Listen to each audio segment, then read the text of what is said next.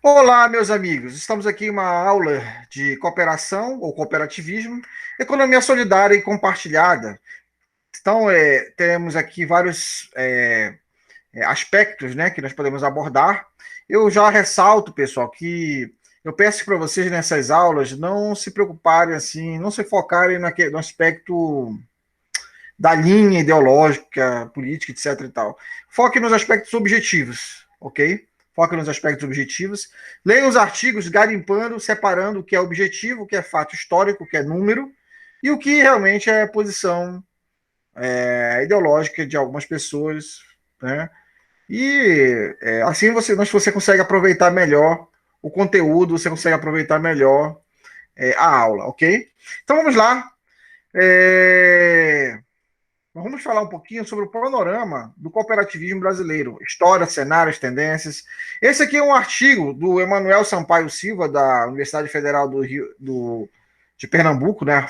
Federal Rural, da Inessa, da UFRJ, do Jimmy, também da Federal Rural de Pernambuco, do João Guerreiro, da UFRJ, e também tem a Maria Luísa, da Federal Rural de Pernambuco também, e o Paulo Peixoto, da Unicinos, a Sandra Bergonce, da Universidade Federal do Paraná, e o Sidney Conceição, da Universidade Federal também do Paraná. Aqui eles se inscreveram aqui em parceria, foi umas 6 pessoas, né?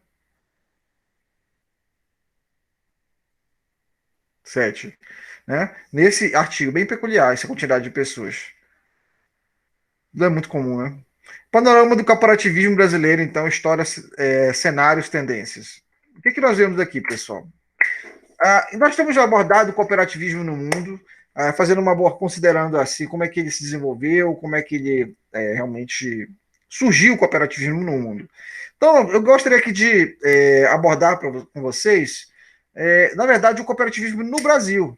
E em algumas regiões, nas regiões, ou seja, Norte, Nordeste, Sul, Sudeste, nós vemos aí que o resultado de um trabalho, esse trabalho aqui, que eles fizeram, esses pesquisadores dessas instituições, dessas 4 instituições, eles conseguiram, dentre os resultados, tendo como objetivo, proporcionar uma visão geral do movimento cooperativismo brasileiro, a partir de 3 dimensões. A primeira consiste na contextualização do movimento, tomando como referência os principais fatos históricos responsáveis pela sua evolução.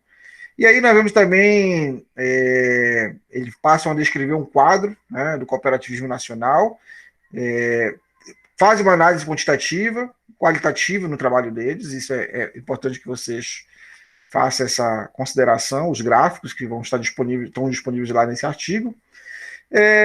A base de dados, eles tiveram algumas perspectivas e tendências do cooperativismo brasileiro, baseado com a base de dados, deu uma contextualização boa, né? Considerando ainda que o Brasil tem uma grande extensão territorial e nós vemos aí algumas especificidades de cada região, certo? O que nós vemos então nesse contexto aí?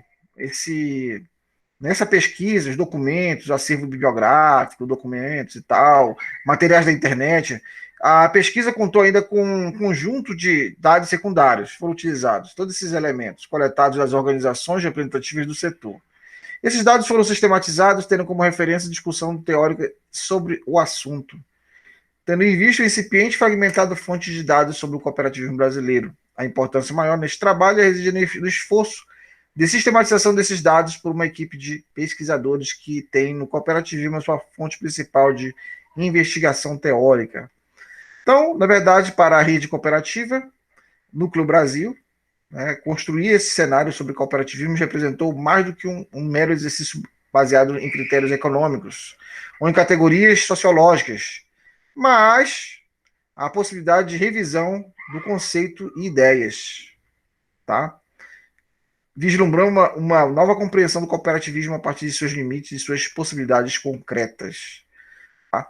Então, nós vemos aí, pessoal, que esse trabalho aqui tem o objetivo de realmente dar uma contextualização boa do que acontece no aspecto histórico do cooperativismo brasileiro. Ele propõe uma nova pedagogia política, que busque alternativas de superação do desequilíbrio sociopolítico nas diferentes regiões do país, mesmo porque, ao repensar o sistema cooperativista, seu objetivo é o efetivo respeito ao pluralismo, à tolerância e ao diálogo. Então, nós vemos aí, nesse texto aí, uma maneira de ler o cooperativismo brasileiro nas regiões do Brasil e tentar buscar uma maneira de reduzir as diferenças. Ou seja, aumentar a atividade cooperativista. Os resultados eles são discutidos e os autores eles pensam, né, intencionam que possa trazer subsídios ao movimento cooperativista, né, o cooperativismo e as instâncias políticas, revitalizando as práticas sociais dentro dos seus limites, contribuindo o êxito do movimento cooperativo brasileiro. Tá? Então, nós vemos aí o início, ou seja, no século XIX ainda, cooperativismo, a experiência cooperativista brasileira, ela tem aí no seu bojo a criação de cooperativas dos empregados em 1891, né? Na cidade de Limeira, cooperativa de consumo de Camaragibe, estado de Pernambuco, em 1894.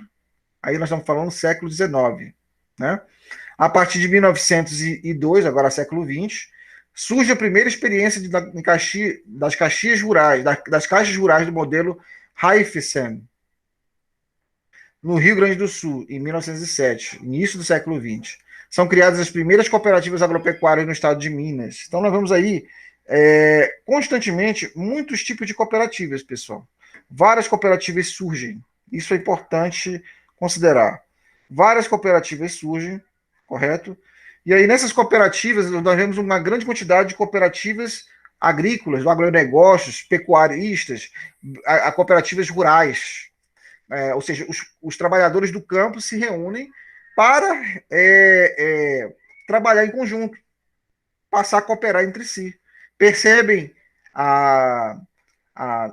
lógico, movido por questões práticas, não ideológicas, surgem essas cooperativas. A maior parte do surgimento de cooperativas não tem cunho ideológico, tem cunho prático, sobrevivência, subsistência.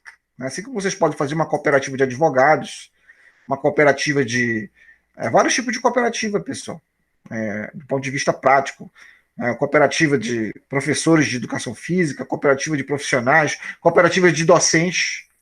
Podem sair da instituição e já fazer o curso de vocês de profissionalizante ou iniciar um curso aí, uma graduação, uma faculdade, uma cooperativa grande para trabalhar em conjunto. São ideias de cooperativistas que podem ser úteis no trabalho de vocês, no dia a dia de vocês, para vocês realmente terem um trabalho, todo mundo realmente se unir e perceber que pode ter um grupo de trabalhadores numa cooperativa de advogados que vão trabalhar juntos no sistema jurídico aí, ajudando um ao outro em várias áreas e cooperando conjuntamente. Em várias profissões pode ter isso, né, pessoal? Várias profissões podem trabalhar assim. As primeiras cooperativas foram na área da pecuária rural, né? A literatura acusa um florescimento da prática cooperativa brasileira a partir de 1932, motivada por 2 pontos. Aí você vê um divisor de águas. Quais são os pontos? Estímulo do poder público ao cooperativismo, identificando como instrumento de reestruturação das atividades agrícolas. Pessoal, a atividade agrícola ela tem algumas peculiaridades. E dentre essas peculiaridades, nós vemos as dificuldades que o trabalhador agrícola tem no campo. Então é bem-vindo, assim, quando você vê assim, intempéries, situações sazonais, fenômenos meteorológicos que acabam com uma plantação, destroem plantações.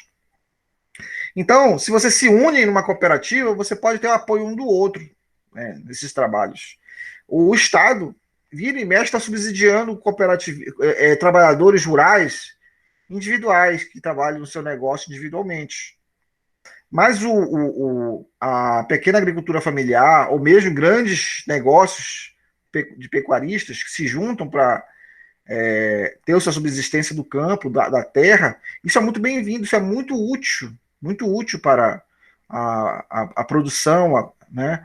Então, esse contexto aí, o poder público estimulando, porque é difícil mesmo, vira e mexe, o Estado tem que subsidiar tem que financiar, tem que ajudar.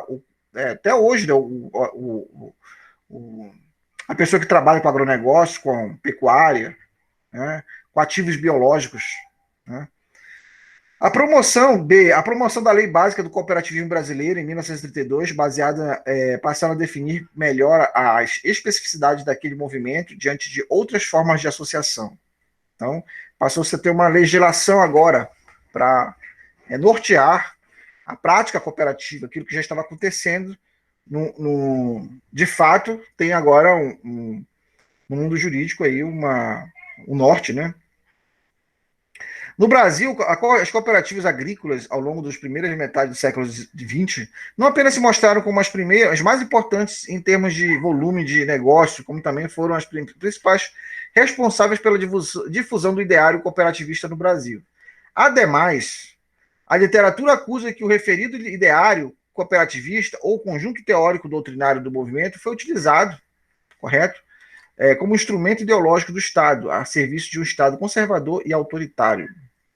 Então, nós vemos aí que alguns viam como cooperativismo como uma coisa socialista. O próprio Marx falou que, para Marx e Engels, era reacionário mudar o sistema por meio de uniões dessa natureza dentro do sistema. Então, isso aí é uma discussão, eu acho que irrelevante, tá, pessoal? As pessoas precisam ter necessidade e é uma boa alternativa para a subsistência, que é relacionada a trabalho, né? Você se reunir em cooperativas. Atualmente, o cooperativismo brasileiro é amparado pela Lei 5.764, de 16 de dezembro de 71, que exige o número mínimo de 20 sócios para a sua constituição e é representado formalmente pela Organização das Cooperativas Brasileiras, OCB, em nível nacional e da Organização Estadual das Cooperativas, em nível de cada unidade da federação. A Lei 5.764 de 71 está estruturada em 117 artigos contidos nos seus 18 capítulos. O artigo 4 do capítulo 2 da referida lei define o cooperativas como sociedades de pessoas com forma e natureza jurídica próprias, de natureza civil não sujeitos à falência, constituídas para prestar serviços dos associados. Então você vê aí que a cooperativa nasce com essa função social, com essa questão da solidariedade, esse aspecto aí de ajudar ao próximo, de reduzir as desigualdades sociais que existem. Né? O artigo 79 aí, ele fala assim, no capítulo 7, define os atos cooperativos como sendo os praticados entre cooperativas e seus associados, e entre estes aqueles, e pelas cooperativas entre si, quando associadas para a consecução dos objetivos sociais. Então, nós vemos que essa lei cooperativista de 71, quanto à criação da OCB, né, a Organização Cooperativa Brasileira, em 69, ainda que tenha permitido uma maior definição das especificidades das cooperativas no Brasil, representam forte ingerência do Estado no funcionamento das organizações. Ingerência no aspecto de que, na verdade, deveriam ser os próprios associados, percebendo as benéfices, eles deveriam propor o formato jurídico da cooperativa. Né? Mas teve que vir o Estado intervir para dizer como é que deveria ser. Na verdade, deveriam ser as pessoas se beneficiando da associação, do associativismo, do cooperativismo, deveriam estar propondo para o Estado uma maneira de poder se reunir e as disposições, alguns dispositivos que expressassem de verdade os seus intentos, as suas necessidades e suas realidades.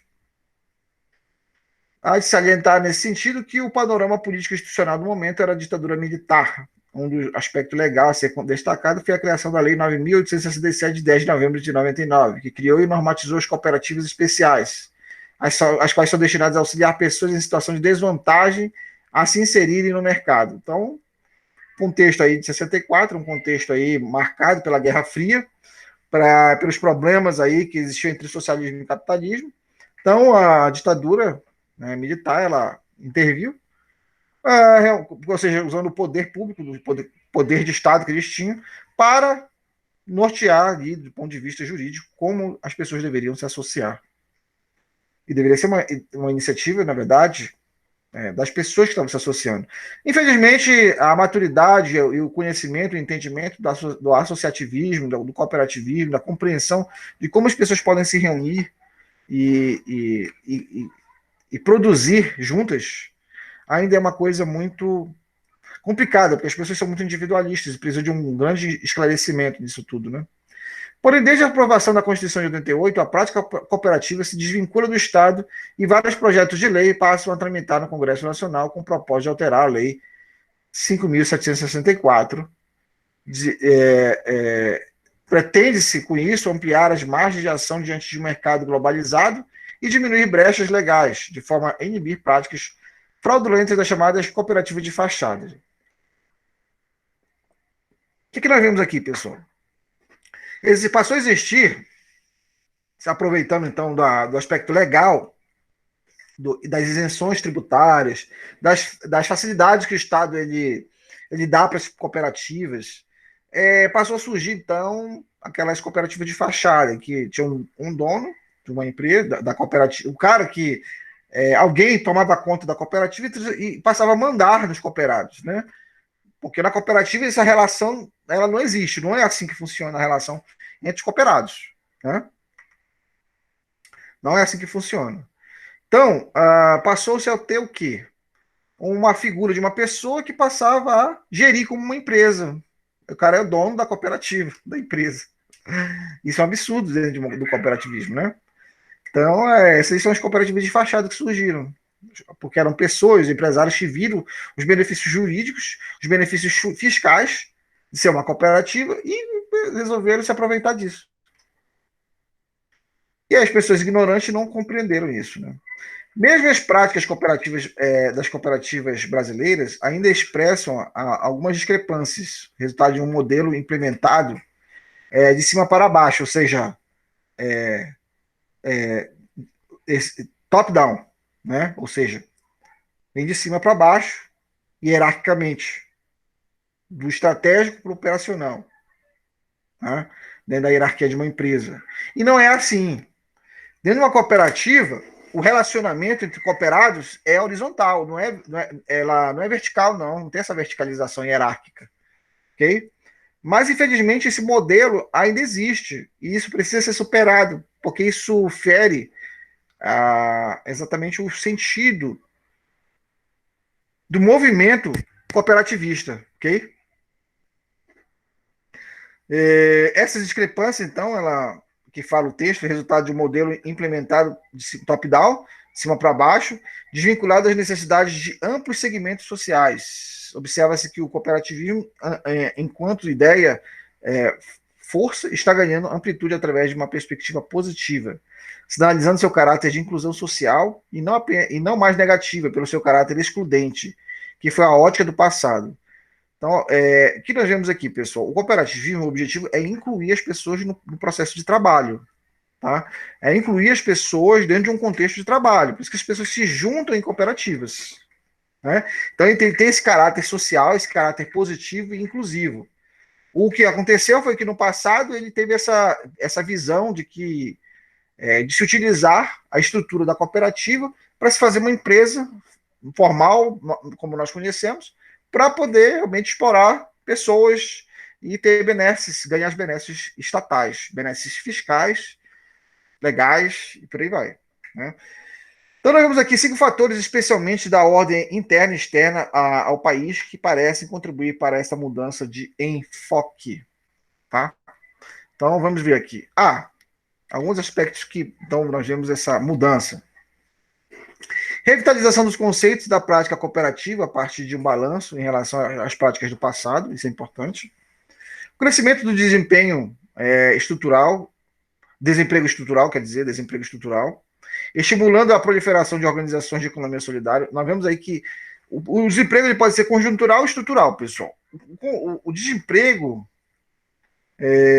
estrutural ele é resultado do histórico de um país, de uma nação, de uma região, de uma economia, no qual você vê as pessoas aí desempregadas porque o sistema de mercado, o Estado e todo o contexto social não dá uma condição para o jovem, para as pessoas estarem no mercado de trabalho efetivamente trabalhando, né, pessoal? Aí, nesse momento, nós estamos tendo, além do desemprego estrutural, o desemprego conjuntural, no momento da pandemia. A pandemia, ela envolve um desemprego conjuntural, mas soma-se a isso o desemprego estrutural em vários lugares do Brasil, que já tinha uma estrutura que não foi preparada para empregar mão de obra. Né? Entendo isso. Então, o cooperativismo ele é uma maneira de você superar isso, né? Estimular as cooperativas. O caráter competitivo da globalização que impõe práticas cooperativas com boa performance empresarial. Então, isso aí é uma outra característica aí, né? É uma característica globalizante da mundialização aí, práticas cooperativas, se juntar, né, e tem a mesma performance, porque todo mundo ali é empreendedor dentro da cooperativa. Né?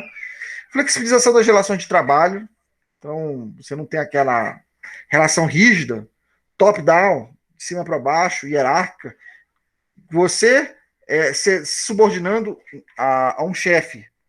Não, você é chefe, você é empreendedor. É por isso que todos têm que trabalhar, todos têm que ser responsáveis em uma cooperativa. O problema que eu percebo é que as pessoas foram meio que educadas, adestradas para sempre ter uma mentalidade de empregado e não de empreendedor, de ter uma visão empreendedora, né? De empreendedorismo. Então, é importante estimular essas práticas autogeridas. As pessoas, você realmente pode ser, você é dono, né? Você agora pode realmente gerir, tem autonomia. E então, a ampliação das discussões em torno dos conceitos de desenvolvimento local, ideia de economia solidária e terceiro setor. Então, essas ideias se proliferaram e se proliferam ainda de terceiro setor, de economia solidária, e isso tem ganhado um espaço na sociedade, né? Tem ganhado um grande espaço. Agora eu vou comentar algumas coisas aqui relacionadas às regiões.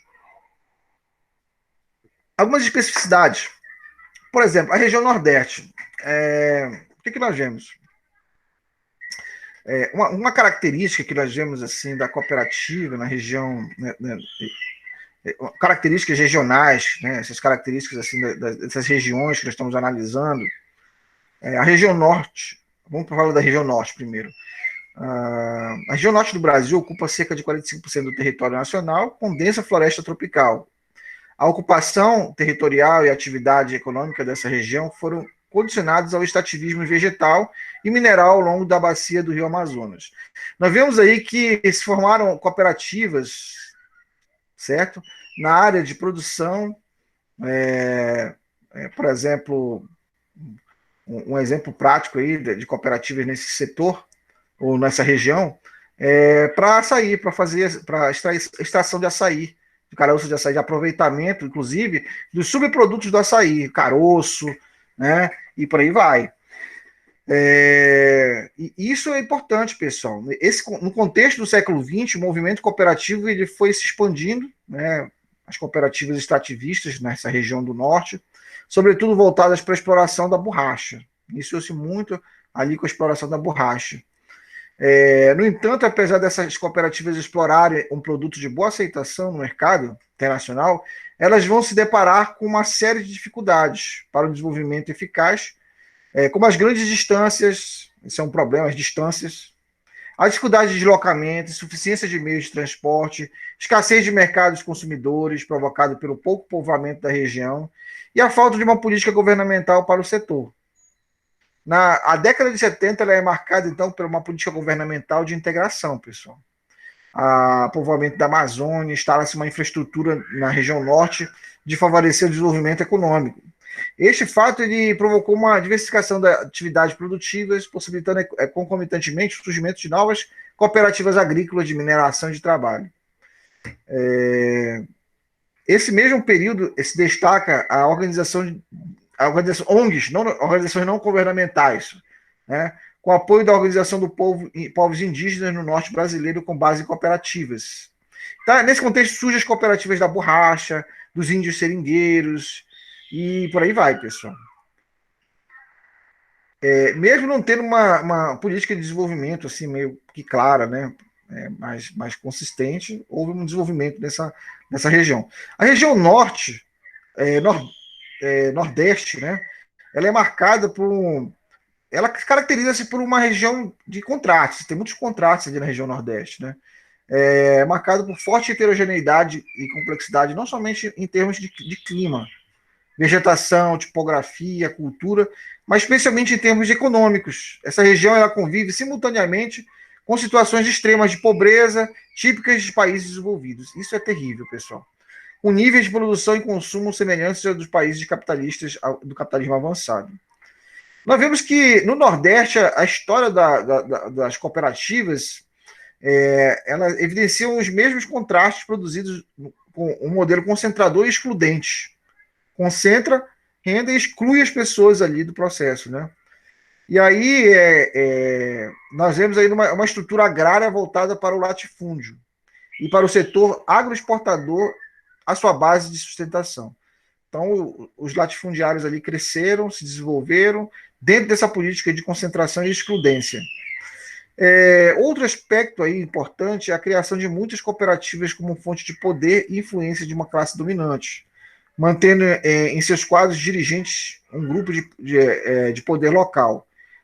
Ou seja, em detrimento dos interesses da ampla maioria dos cooperados em função de um nível socioeconômico desfavorecido. Então, nós vemos aí as pessoas dentro daquela lógica que eu estava falando para vocês no início da aula, né, no qual as pessoas realmente um modelo concentrador, excludente e focado, mudando a lógica e o sentido de uma cooperativa. Autoritarismo, certo? Um nível hierárquico dentro da cooperativa e por aí vai. Então, essas são marcadas por esses aspectos, né, as cooperativas no Nordeste. Né? O Centro-Oeste, pessoal, ele já teve uma maior proeminência, assim, após o período de ocupação, que se baseou na exploração assim, do ouro no Centro-Oeste, apresentou um grande período de estagnação, tendo por atividade econômica principal a agricultura extensiva. Né? Então, aí nós vemos que a criação de Brasília ela foi marcante. Houve a transferência de capital federal na década de 50, teve início de uma nova fase de desenvolvimento regional, sobretudo na década de 80, né? Com o surgimento de programas de cooperação brasileiro, de desenvolvimento do Cerrado. Eles chama-se de Proceder, chamava-se de Proceder. Né? Esse programa ele impulsionou na região centro-oeste o surgimento de uma série de iniciativas cooperativas, tanto na região rural como na área urbana. Isso foi importante. Nós vemos aí nesse contexto, todo esse período, cresce a demanda por habitações. Então surge cooperativas da área de habitação. A política governamental ela se centra e passa a ser mais específica, se concentrando nessa área de habitação aí. Além das cooperativas educacionais que passaram a surgir também, certo? Outro aspecto importante, né, a considerar na região centro-oeste, é a formação de cooperativas agrícolas também. Hoje nós vemos pequenos agricultores, agricultura familiar, realmente uma característica interessante dos pequenos agricultores na região também sul, sudeste, que tiveram realmente produção, inclusive de commodities como soja, milho, né, cultivo desses produtos para a exportação. Não é o caso da região centro-oeste, é mais para consumo mesmo. Né? Alguns lugares da região centro-oeste, sim. Não a região Brasília, não, mas outras regiões exportam, são exportadoras. Nossos vizinhos aqui de Brasília. Agora, além da região centro-oeste, a região sudeste ela caracteriza-se pela sua importância social, política e econômica desde o início do século XX. No passado foi a região onde esteve situada a capital da República e a base econômica do país, voltada para a produção do café, do leite, produção centrada basicamente em cima de grandes e médias propriedades rurais, permitindo a essa classe produtiva o controle do poder político, pessoal. Então é uma característica aí da região sudeste. A região sul, o cooperativismo na região sul deve ser entendido como um processo de descontínuo, fundado no pluralismo de práticas sociais datadas e localizadas historicamente. Nós temos aí a imigração de alemães, italianos, e vários grupos étnicos aí, derivados também deles, que ao propor a autonomia do nós, qualificou um tipo de relação social a cooperação entre pessoas, porque o sentido destas práticas sociais tinha por base a reciprocidade e a confiança e o respeito ao outro. Observe que vocês vão na região sul, vocês veem que as pessoas no sul elas são bem organizadas, cidades como Curitiba, outras cidades também muito bem organizadas, em termos de planejamentos, alguns planejamentos urbanos, características das pessoas, dos europeus. O europeu veio para a região sul, ele trouxe consigo uma cultura. Então eles passaram a trabalhar de maneira cooperativa, com relação a lixo, não deixar lixo na rua, ter certas práticas bem mais rigorosas, né, com relação a... É difícil, você anda na região sul, você não vê quase, é muito difícil você ver, como algumas outras regiões, essa disciplina que o europeu trouxe e os seus descendentes deixaram no país. Então, e você vê aí essa reciprocidade, uma relação de confiança mesmo na hora de fazer a produção agrícola e as cooperativas que surgiram a partir dessas relações culturais, né? Então, as cooperativas existentes no Brasil, você vê datando da década de 90, o cooperativismo brasileiro, ele vem apresentando um crescimento efetivo no número de organizações, tendo essa tendência ainda mais acentuada a partir da metade da mesma década. Na década de 90 nós podemos constatar a existência de 4.666 cooperativas registradas no Departamento Nacional de Registro Comercial, saltando para 20.579 cooperativas em 2001. Isso equivale a um crescimento de mais de 331%, né? O número de cooperativas no Brasil em uma década. Então, vocês veem que há uma tendência de crescimento das cooperativas e, por isso, essa discussão e nessa disciplina sobre cooperativismo. Eu queria concluir, então, nossa discussão, nossa conversa aqui, com a seguinte questão. Observem. Crescimento de determinados segmentos ou ramos do cooperativismo, vários ramos aí, não se deu somente na área do agronegócio, da agricultura, ou seja, dos pequenos agricultores familiares, não. Da pequena agricultura familiar, não. Não somente nisso. Nós vemos vários ramos, e vários ramos podem ter associativismo, pessoas em cooperação, no sentido do movimento cooperativista, né? Os ramos de cooperativismo, isso indica que a exclusão social precisa ser entendida, para nós realmente compreendermos aqui em termos de contexto, como um processo que cada vez mais atinge um número não negligenciável de pessoas, presas à engrenagem da pobreza em meio a uma crescente abundância. Nós somos um país rico, abundante, e podemos explorar essa abundância de maneira inteligente. É isso que eu quero dizer. Nesse sentido, o cooperativismo se reveste como uma das alternativas para dar conta das carências, ok, pessoal? Então, outro aspecto, que é a busca de melhores condições de vida para as regiões apresentadas no histórico do cooperativismo brasileiro, o que sugere uma nova prática social. Cidadania antecipada, que implica reconhecimento de que os processos de inovação política e solidariedade concorrem para a neutralizar a exclusão social. Mais do que nunca, acho que nesse período que estamos vivendo, é uma maneira mesmo de dar o revés aí no processo de exclusão social, que está havendo muito desemprego, o desemprego cresce no DF, muito, né, as diferenças são muito grandes no DF, porque com a pandemia as pessoas passaram a trabalhar em home office também, né, vocês viram isso, e você vê poucas pessoas circulando no trânsito do que tinha geralmente, os funcionários, servidores já não almoçam em determinados lugares, não compram em determinados lugares que compravam, isso diminui os serviços, isso precariza os serviços muito, né, que comprava no restaurante, na hora do almoço, no jantar, o lanche das crianças nas escolas, isso precariza muito, então cai os serviços. Então, eu sei que o DF tem que mudar em relação a modernizar para ter indústria no DF, tem que ter o fator de atração de indústria para o DF e não ficar só com o serviço público.